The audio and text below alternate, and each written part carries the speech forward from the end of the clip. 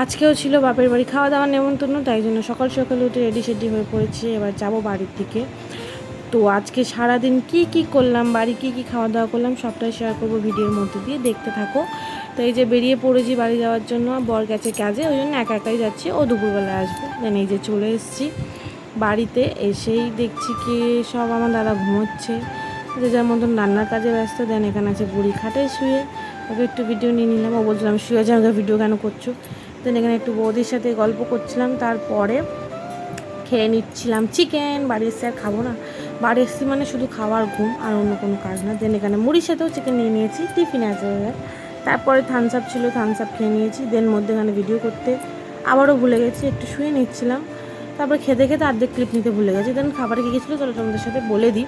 প্রথমে ছিল উচ্ছে আলু ভর্তা, দেন ঢ্যাঁড়সের চচ্চড়ি, তোমার চিংড়ি পটল হয়েছিল, তারপরে ছিল কাতলা মাছের দই কাতলা, তারপরে ছিল চাটনি।